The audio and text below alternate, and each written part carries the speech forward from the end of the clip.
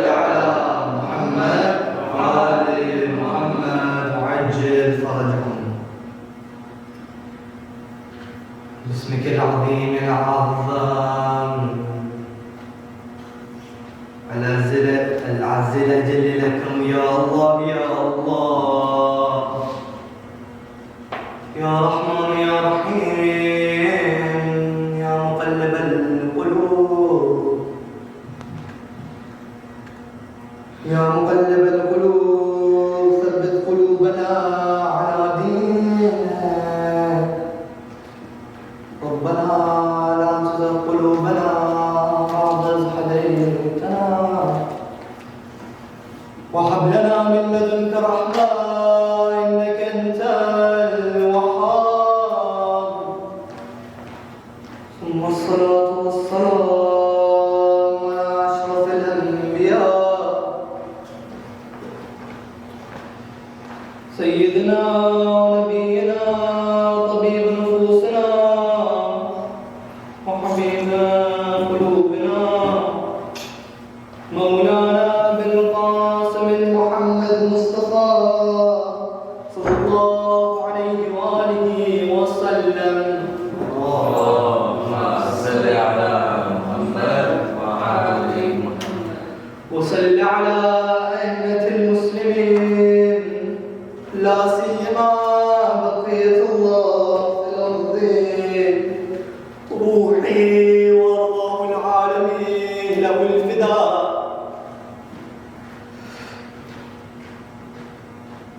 عظم الله أجورنا وأجوركم بمصابنا سيد الشهداء فيا ليتنا كنا معكم سيدي فنفوز والله فوزا عظيما. أما بعد قال الله عز وجل في محكم كتابه الكريم وهو أصدق الصادقين وقوله الحق فأقم وجهك للدين حنيفا فطرة الله التي فطر الناس عليها لا تبديل لخلق الله ذلك الدين القيم ولكن أكثر الناس لا يعلمون.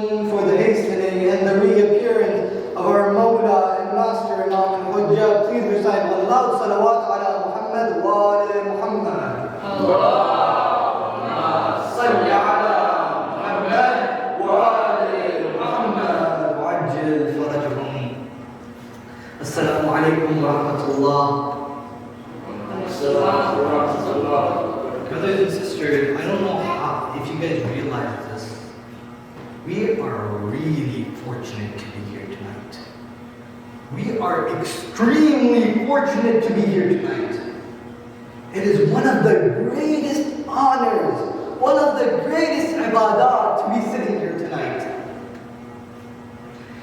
There's a narration, someone by the name of Fudayl narrated from Imam Sadiq alayhi salam. Imam Sadiq came to Fudayl and asked him, Ya Fudayl, do you get together to narrate our tragedy? He says, yes. Imam Sadiq says, I love those who revive our affairs. Oh Fudayl, whoever remembers us, or we are mentioned to them and they weep for us, even if the tear comes out, even if the tear is as small as the wing of a fly, Allah will forgive all of their sins. So tonight, brothers and sisters, you have 10 nights, you have 2 months. Look at the mercy that Allah subhanahu wa ta'ala has given us. This Muharram is a real blessing. It's a real fortune for us, real treasure for all of us. So, inshallah, with that said, we'd like to go ahead and get started with today's lectures. Brothers and sisters, from centuries, from the beginning of time, we have always seen revolutions, reforms, changes, youth, we have always seen people turn towards Islam, towards the right religion. There is a story of a man who was known to be a bandit, a notorious gang leader. He was known for the worst of the crimes. One day, this gang leader, he took his gang, he went to a village. He saw a little girl playing by the river and he was like, you know, I'm in the mood for it. Tonight, I'm going to come and kill you. Allahu Akbar. Time passes, the community is given two options. Either the whole community goes out and fights this one gang leader, or they sacrifice that one child and inshallah everyone else will remain safe. Time passes, night comes. The parents decided to sacrifice that little girl. So the bandit, the gang leader that night, he went to the house of the little girl. He was entering through the back window. As he was entering the house of this little girl to murder her, he heard something. He heard the neighbors recite a verse of the Quran. And the verse was, أَلَمْ يَعْنِ لِلَّذِينَ آمَنُوا أَن تَخْشَعَ قُلُوبُهُمْ لِذِكْرِ اللَّهِ وَمَا نَزَلَ مِنَ الْحَقِّ.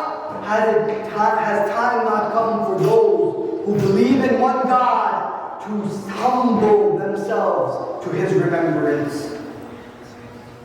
All of a sudden he turned back. Never to be seen in his gang again. Never to be seen among those people again. Brothers and sisters, this one ayah changed this whole person's entire perspective.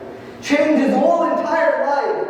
Today, in our history book, Fudail bin Ayyan is known as one of the most pious Sufi mystics of the Islamic history. And he is praised today for his piety. Who was he? He was a gang leader. He was a bandit who changed his life just because of one verse of the Holy Quran. Brothers and sisters, this is what we're trying to aim from these 10 nights. Reviving the Islamic ideology and the Islamic framework. How can we think in an Islamic manner? Last night we started this topic by discussing what is the Islamic framework? What is the framework of haqq? What is the framework of the truth? And we discussed that Islam can only be the religion of truth, and that is the only framework of the truth. Now we want to discuss, Yani, brother, you came to me last night, you told me that Islam is the framework of truth. Let me ask you this. Truth is apparent, reality is apparent. Then why are there so many people who haven't converted to Islam yet? Or why are there people who have studied Islam for years on end, for years spending time just putting their head in the Quran, studying different religions, but they still end up doing that just to criticize Islam. They never take the benefit of what Islam actually has to tell them. Is there a problem with Islam? On the other hand, you see people like Fudail bin Ayyan hear one ayah and change their entire life. Just one ayah. Just one conversation, and you see that person is now getting interested in Islam. He wants to learn more, he wants to change his life. Maybe 1 year later he becomes a Muslim. What is the difference between this person and this person? Another question oftentimes we ask is why aren't a lot of people interested in religion? A lot of youth, it's very hard for them to come to a majlis. They're born Muslim sometimes. But yet it's hard for them to listen to a majlis. Yet it is hard for them to understand the Quran and implement lessons. Yet they're very simple beings like me, who have studied Islam, maybe sometimes even for years, but still end up committing sins. Why is it the case that people do this? Why is it that some people are not interested in religion? To examine this, you have to understand what makes someone interested. When I say I'm interested in something, yani, I have developed a compatibility between me and that thing. If I say, and oftentimes we have this unfortunately, in relationships in the 21st century, it's very normal to break up from a relationship, right? I say I broke up with her. Right? Why? Because we didn't have that compatibility. That's why we broke up. That's why when a lot of people say they don't listen to Islam, they don't practice Islam, why? I'm not interested. maybe one day I'll become interested. Pray, inshallah, in the future I'll become interested. Why? Brothers and sisters, let's see what the Quran has to say about this. Some may come here and say, well, that clearly shows us that Islam is no longer compatible with the human nature. Islam is a religion that is no longer relevant to us because all of human needs are being met from other than religion. Let's understand this. What does the Quran have to say about this? Allah says, فَأَقِمْ وَجْهَكَ لِلدِّينِ حَنِيفًا فِطْرَةَ اللَّهِ الَّتِي فَطَرَ النَّاسَ عَلَيْهَا. In the Muharram of the Kitab, in Surah Ibrahim, Allah subhanahu wa ta'ala says, O Prophet, stand up, or أَقِمْ وَجْهَكَ لِلدِّينِ. Stand up on this religion, Hanifan, the true religion. That's what we discussed yesterday. فِطْرَةَ اللَّهِ الَّتِي فَطَرَ النَّاسَ عَلَيْهَا. Allah has taken this religion and made it on the nature of humankind, which He originated man from. لا تبديل لخلق الله. There is no change there's no alteration in the creation of Allah. ذلك الدين القيم ولكن أكثر الناس لا يعلمون. Except that most of the people don't think about this, don't know about this. So Allah is saying that this religion that I have given you, Hanifan, firstly, it's a correct religion. Secondly, it's a religion of Fitrah. It's a religion of your human nature, your innate nature. Everyone was born upon this nature that Allah created this religion of Islam based on. Alright. Hence, this Islam is directly compatible with the human nature. There's a direct link between what Allah revealed in this muhkam, this mushaf, and what was in our hearts, what is attached to our nature. Allah subhanahu wa ta'ala in another verse in the Quran says, in Surah Al-Hijr, verse number 29, Allah says, فَإِذَا سَوَّيْتُهُ فَنَفَخْتُ فِيهِ مِنْ رُوحِي. When I proportion mankind, right? When I made him out of clay. It's talking about the creation of Prophet Adam. When I made him out of clay, فَنَفَخْتُ فِيهِ مِنْ رُوحِي. I blew into him from my own soul. So what is the characteristics of this human nature? Number one, it's coming from Allah subhanahu wa ta'ala Himself.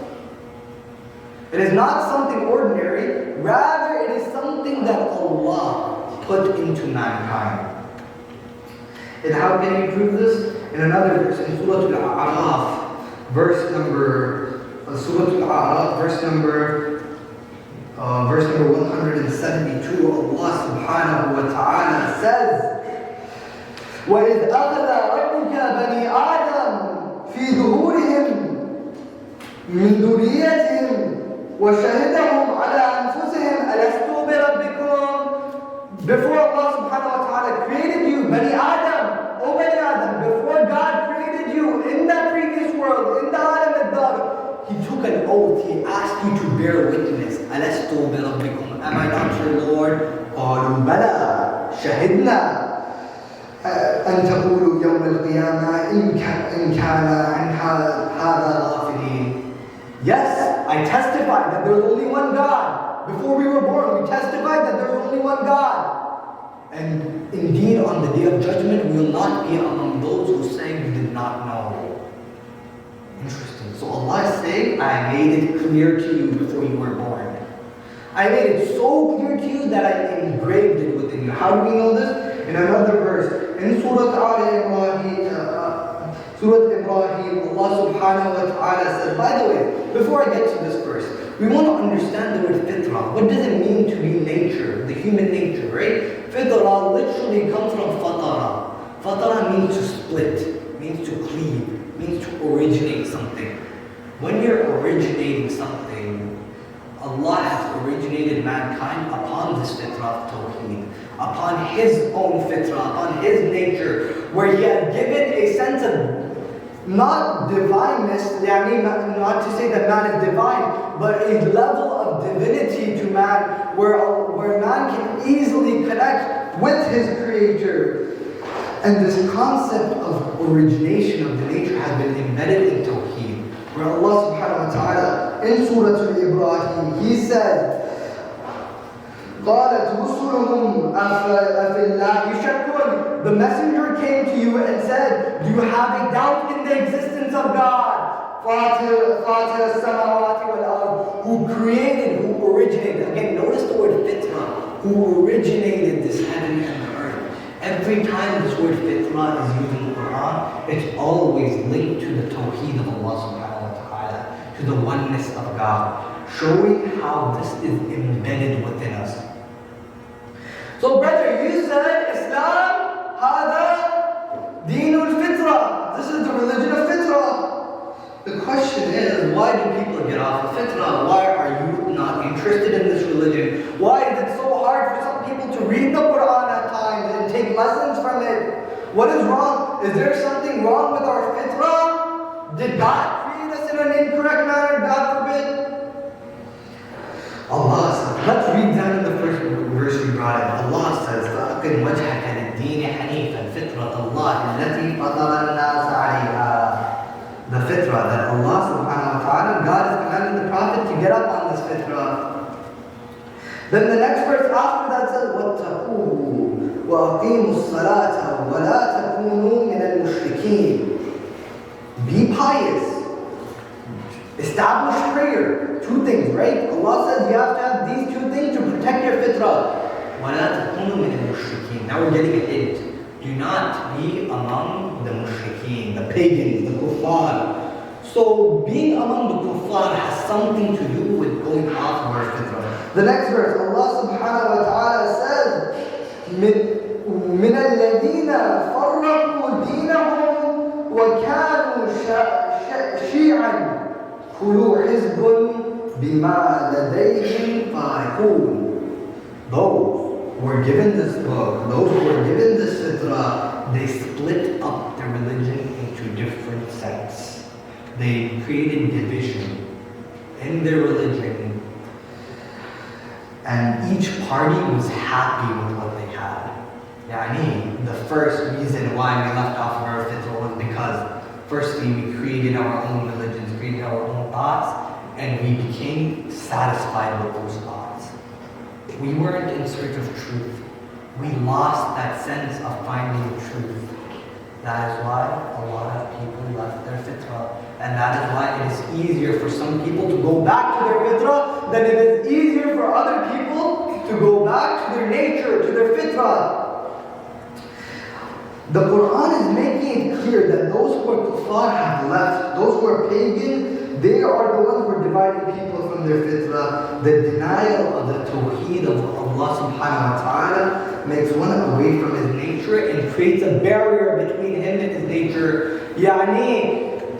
The belief, just the belief in Allah subhanahu wa ta'ala has so much of an effect on you that abandoning that belief creates a barrier between you and your fitrah.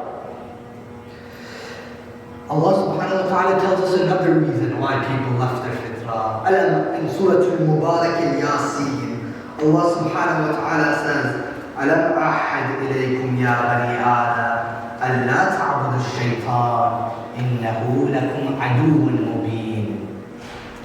O Bani Adam, O children of Adam, I took an oath from you to not worship Satan, Shaitan. What is an enemy, brother and sister? An enemy is someone who is not compatible with you. Someone who is complete opposite to you. So Allah is saying, O Bani Adam, I have made you such. I took an oath from you such that you are made naturally an enemy of Shaitan. Bani Adam was naturally made as an enemy of Shaitan. إِنَّهُ لَكُمْ عَدُوٌّ مُبِينٌ. فَأَنِ اعْبُدُونِي هَذَا صِرَاطٌ مُسْتَقِيمٌ. Worship me, for I am the correct path. وَلَقَدْ أَدِلَّ مِنْكُمْ جِبِلًّا كَثِيرًا أَفَلَمْ تَكُونُوا تَعْقِلُونَ.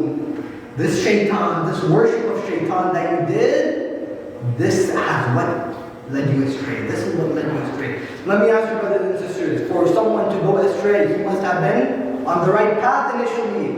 So we were all born on this right path. But the worship of Shaitan led us astray. What does it mean to worship Shaitan? Brothers and sisters, worshiping Shaitan is not just that simple. It is also worshipping our desire. It is worshipping every single thing that is other than Allah. Our desires, our lust, our intentions, our ego, all of these things led us away from Allah, led us away from this nature that Allah made us on. هَذِهِ جَهَنَّمَ الَّذِي كُنتُمْ. This is the paradise, this is the hell that you were promised. Yani, the way we go astray from our fitrah is the hellfire for us. Please recite Muhammad sallallahu alaihi wasallam.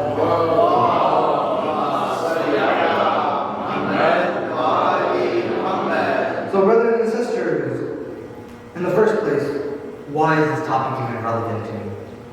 What do I care? Why do I have to be on my nature? Can't I be off my nature? Why do I have to worship Allah? Well, there are many reasons. But to understand the truth, and this is a very deep claim, I want all brothers and sisters to pay attention.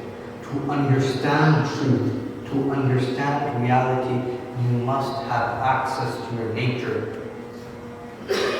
The reason why a lot of Muslims read the Quran, you see a lot of Muslims, they read the Quran, right? How many of them do you actually think implement on the Quran fully? How many? Take a guess. Let me tell you, less than 313, that's for sure. Who have taken this Quran and actualized it fully in their lives. Brothers and sisters, those who went and killed Imam al-Hussein alayhi salam, those who were fighting against Imam Ali in Siffin, weren't they huffaz of the Quran? Didn't they have the whole Quran cover to cover memorized? Shimr, the Joshan, Mad'un, he was an avid reader of Salatul Layl. I cannot claim to be an avid reader of Salatul Layl. Many people wish to be an avid reader of Salatul Layl. Shimr Mal'un was an avid reader of Salatul Layl. Every night he would wake up. But why was it such that you saw him sitting on the chest of Imam al-Hussein to murder him? Because he didn't have access to that fitrah. Why do a lot of our Muslim youth, we ask, are not interested in religion? Why is this the case? Because they never had access to their fitrah. Their fitrah has been covered. Brothers and sisters, trust me when I tell you all of our issues, and I mean all of our issues, will be resolved if we just revive this fitrah within our lives. From the issues of anger management, the issues of anxiety, the issues of community division, the issues of homosexuality, the issues of family.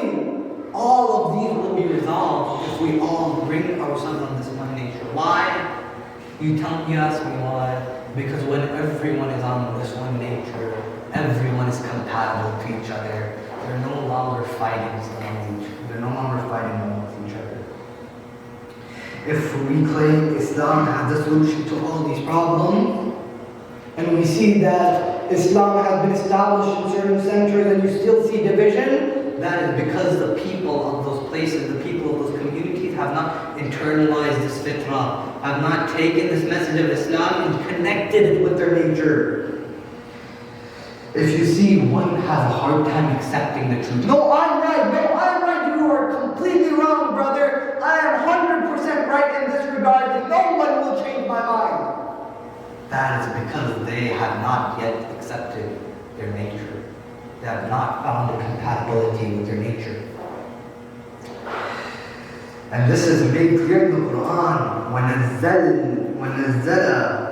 مِنَ الْقُرْآنِ مَا هُوَ شِفَاءٌ وَرَحْمَةً لِلْمُؤْمِنِينَ وَلَا يَزِيدُ لِلظَّالِمِينَ إِلَّا الْحِسَارَ. This Quran that we have sent down to you, it's a guidance, it's hadiyah, it's a gift, it's a guidance for the believers and for the zalimeen. For those who do not believe, it's a means of going astray. Interesting. Brother, you were saying that this Quran, this Mus'haf, that Allah has promised guidance from, lead some people astray?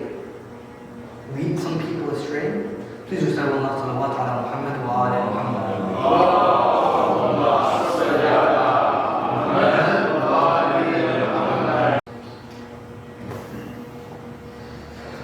This, brother, you're telling me, you expect me to believe you that this Quran can lead some people astray? What are you saying, brother? This is shirk. No, brother, sister, the Quran itself says that this Quran serves as a means of astray for some people. For who? Let's see. ذَلِكَ الْكِتَابُ لَا رَيْبَ فِيهِ هُدًى لِلْمُتَّقِينَ. It is a guidance for those who are pious. And only for those who are pious. Not for those who are already astray. This is a guidance for those who are pious. What does it mean to be pious, brothers and sisters? Piety is when one has a connection with nature.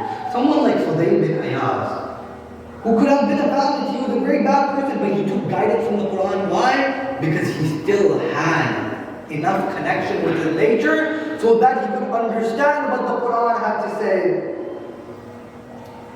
The Quran is not a guidance for everyone. It's only a guidance for those who are intact with their nature.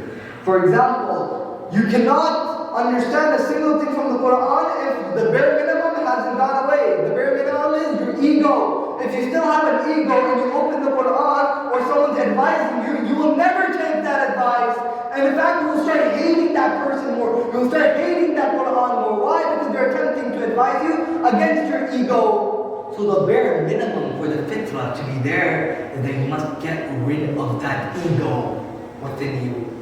You must submit. That's what Muslim means. To be a Muslim means to submit. To get rid of your ego means to submit to who? To Allah subhanahu wa ta'ala. So hence one who wants guidance, all of us, if we're searching for guidance, if we're searching for truth, we must activate our fitrah. سنريهم آياتنا في آفاق وفي أنفسهم حتى يتبين لهم أنه الحق. We shall continue to show evidences to them. The Quran says, in this world, within their souls, not outside their souls, within their souls. So the evidence of Allah will be shown to us internally. This movement to Allah subhanahu wa ta'ala is an internal journey. Our nature tells us, and brothers and sisters, I want you to examine and think about it. This nature is so important. Why? Because it tells us things that the Quran tells us are wrong. For example, stealing. Stealing is bad, right? Did the Quran have to come to you and tell you stealing is bad, or did you know that from before? You knew that from before. Naturally, stealing is considered bad. Stealing is frowned upon. Fornication. The Quran says fornication is bad. Did the Quran have to say fornication is bad, or did you already know that instinctively? You already knew that. Something in the back of your mind was already telling you this is bad. That is why Allah subhanahu wa ta'ala has made it mandatory upon us to connect with that fitrah so we can understand this Quran better, so that we can take this means of guidance. This is one of the ways we can guide ourselves today, by connecting with our nature. But how? Brother, your speech was very eloquent today. Thank you so much. Brother, you spoke about very good things today. Thank you so much. But there was one thing missing from your speech. How? Why? How? Yeah, very good. You can revive your nature. How? Well, luckily, I didn't have to tell you. The Quran already told you. In Surah Al-Mubarak al-Yasin, Allah subhanahu wa ta'ala said, أَلَمْ أَحَدْ إِلَيْكُمْ يَا بَنِي آدَمَ أَلَّا تَعْبُدُوا الشَّيْطَانِ. Don't worship shaitan. Number one. Very easy, right? Don't worship shaitan. فَأَنِ اعْبُدُونِي. Worship me. Worship, brothers and sisters, is a means of connecting yourself with your nature, creating a compatibility. If you change your nature to the nature of shaitan, then you have changed your compatibility from Allah to shaitan, and you have changed your worship from Allah to shaitan. Worship is essential to this godly life. That is why it's so emphasized in the Quran. You see it all the time. Imam al-Hussein on the day of Ashura, they're killing him, they're murdering his people. All of a sudden, someone reminds him of the adhan and he says, call the adhan. Ya Hussein, it's in the middle of the battle. What are you doing with worship? Yesterday we discussed what was the role of Imam Hussein to revive the community on this common framework. This common framework is what? It's the framework of truth. Second quality, it's the framework of fitrah. That was the goal of Imam Hussein. Why would he abandon prayer then? Prayer was so essential. Brothers and sisters, let me give you advice. If you see a majlis or late night and you know you won't wake up for Fajr, don't go to that majlis. Go wake up for Fajr.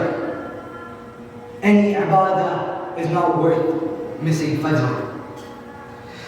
And that is why Allah says, وَمَا خَلَقْتَ الْجِنَّ وَالْإِنسَ إِلَّا لِيَعْبُدُونَ. I have not created this whole mankind and the jinn and the inanimate creatures except that they worship me. So the purpose of our creation has become worship of Allah subhanahu wa ta'ala. Worship of Allah subhanahu wa ta'ala is the primary method of reviving our fitrah. Hence, reviving our fitrah becomes the purpose of our life. That is how essential worship becomes. And that is why Imam al-Hussein emphasized Imam Ali in Siffin. He praised one of his companions for reminding him of Salah.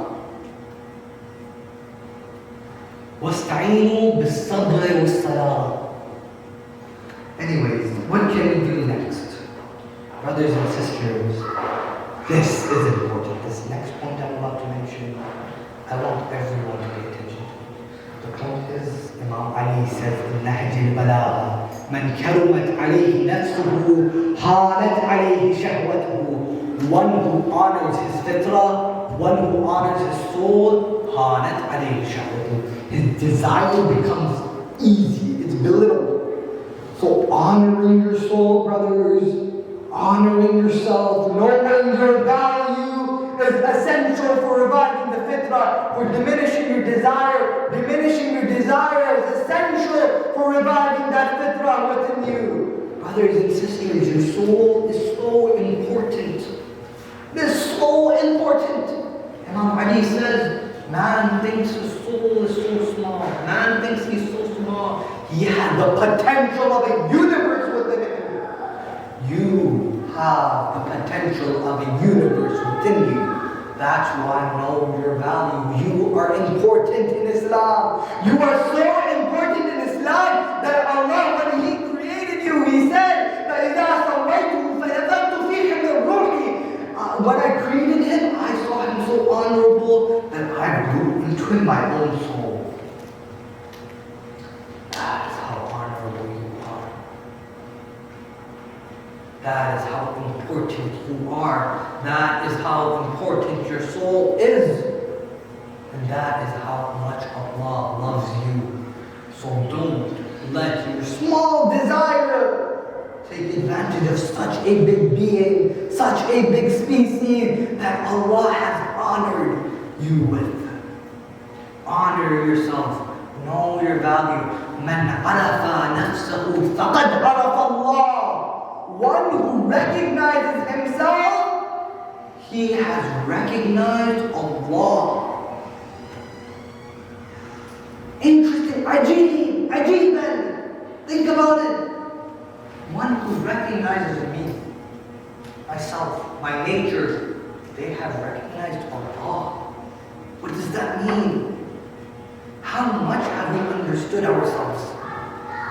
How much have we understood ourselves? That we claim to be Muslims. We claim to be the Shia of Ali ibn Abi Talib. Really? Have we made the full advantage of this Majlis of Abi Abdullah? That is how we honor our souls. Have we really taken full advantage of this opportunity that we have been given, this life that we have been given, such an honorable life? This is the human being. I cannot describe it. Brothers and sisters, during years of scholarship, years of people just mastering in the sciences of knowing oneself in the house and home, and Najaf. Ma'rifatun nafs, the whole science that is studied. Knowing yourself, knowing who you are, knowing your potential, knowing your being. How honorable you are in the eyes of Allah. Brothers and sisters, I want to take you to Karbala, where there was someone who was able, to recognize their fitrah, who was able to revive their fitrah. Brother, I know I was supposed to speak about Hurr tomorrow, right? But I want to mention something about him today. And I'll conclude with the Musibah of Muslim ibn Aqeel. Hurr was someone who was the commander of the enemies of Islam, of the enemies of Rasulullah. He was the commander of the forces of Yazid. He was someone who stopped Imam al-Hussein in Karbala. Imam al-Hussein when he stopped in Karbala, he fed his horses, he fed his men with water. He stopped Imam al-Hussein in Karbala and told him, Yabna Zahra, I cannot let you go. I cannot let you go. This was the audacity of that person. That he told the messenger, the grandson of the messenger of Allah subhanahu wa ta'ala to stop, I won't let you go forward. This is how that person ended up here. Brothers and sisters, you know what happened to this person? Hurr, by the way, the name Hurr means free. Someone who's free. He ended up freeing himself. How? On the night of Ashura, his son saw him visibly pacing, visibly sweaty. He asked him, Ya Abu, what has happened to you? My son, I see myself standing between heaven and hell. Brothers and sisters, this was someone who saw the right path before it was too late. This was someone who honored himself before it was too late. This was someone who, when he saw himself standing between heaven and hell, the next day he went to the camp of Abi Abdullah. Ya Abi Abdullah, I'm too ashamed to get out of this fort because I stopped you. Because I prevented you from getting water. Look at the humility that it took. Again, what did I say? The first step of reviving your fitrah is getting rid of your ego. Look at the humility of Hurr. Where he, as a person, went to Abi Abdullah and said, I'm ashamed. Forgive me, I'm something. Hurr was forgiven. And he was one of the greatest companions known in history. People rarely recount his past as someone who was bad. No one calls him a bad person anymore, even though he was the reason why Imam al-Hussein ended up on Karbala. And he was the reason why Sakina remained thirsty on the plain of Karbala for 3 days. But he still ended up repenting to Allah and reviving that fitrah within. Brothers and sisters, tonight is the night of hope. Don't lose that hope. We want to take ourselves to Karbala. Brothers and sisters, tonight is a beautiful night to be in Karbala. Take ourselves to the body of Abu Abdullah.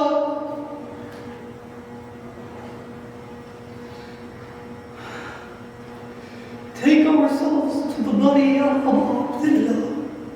Ya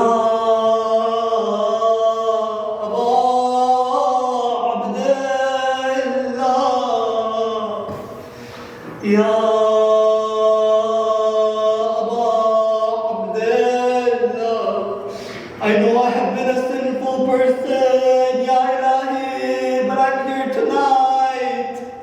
I know I spent my whole life wasting it, but I'm here tonight in your majlis for your own servant Hussein. So please forgive me. Brothers and sisters, let's do tawassul. Ya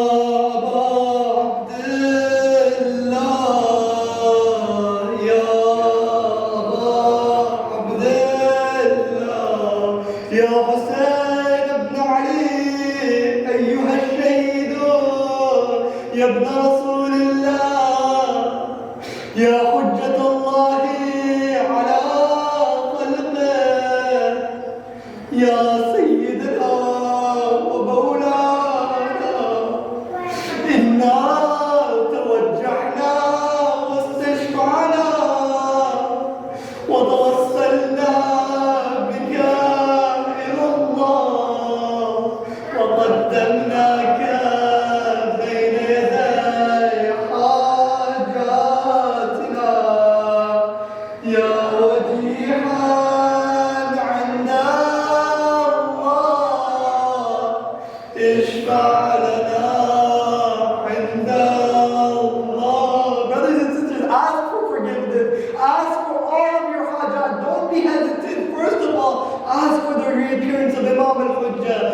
يا وجيحا عند الله اشفع لنا عند الله. Brothers and sisters, take yourself to Kufa, where something the opposite of what Hurr did happen. The people were on deen al-qayyimah. They were on the right path. But because of their love for money, they abandoned the representative of the Imam of their time. Muslim ibn Aqeel received thousands of allegiance from the people of Kufa. But at the end of the day, how many people remained? How many people who weren't already in prison, who weren't already killed? How many people remained with Muslim when he did the qiyam? Zero. Muslim was ghareeb. He didn't have anyone. He went in the streets of Kufa looking for some help. He went to the house of an old lady. This old lady saw him and said, "Who are you?" He said, "Can I have some water?" He got some water. This lady asked him, "Who are you?" He said, "I am Muslim ibn Aqeel. I have no house in Kufa. I'm a foreigner here. People have abandoned me." This lady was a true devotee of Zainab Kubra, was a true devotee of Ali ibn Abi Talib. She took Muslim and she said, "Muslim, you can stay in my house tonight." Her son, unfortunately, was not so bright of a person. His son was in love. Ya'lamun al-dunya. He worshipped the dunya. He worshipped wealth.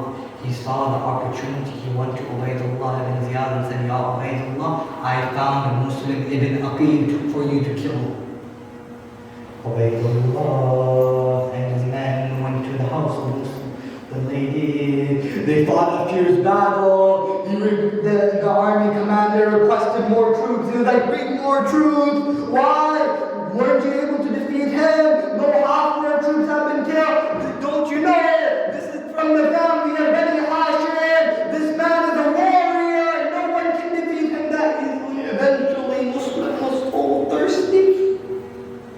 Muslim was so thirsty, he gave them when he went to the palace of Ubaydullah ibn Ziyad and he requested for water. This is how awful of a person he was.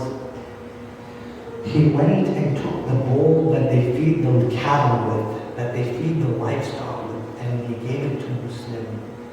He treated Muslim like an animal. Muslim took the bowl, and as he was about to drink it, some blood fell from his nose into that bowl.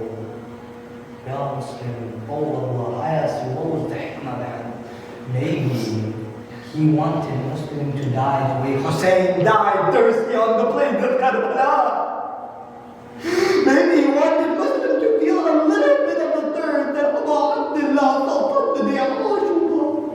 That Sakina would cry, "Ala Atash, ala Atash, ala Atash."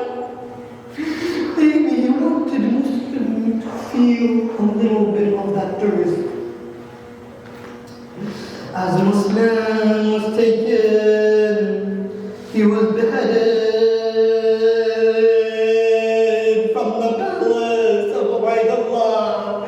His body was dragged through the street and he was humiliated. Brothers and sisters, I want to read a piece of poetry for you. A poet writes, "When I shout Ya Hussein, when I cry Ya Hussein, when I shed all my tears, Ya Hussein, Ya Hussein, when I shout Ya Hussein, when I cry Ya Hussein, when I shed all my tears, Ya Hussein, Ya Hussein, when I shout Ya Hussein, when I cry Ya Hussein,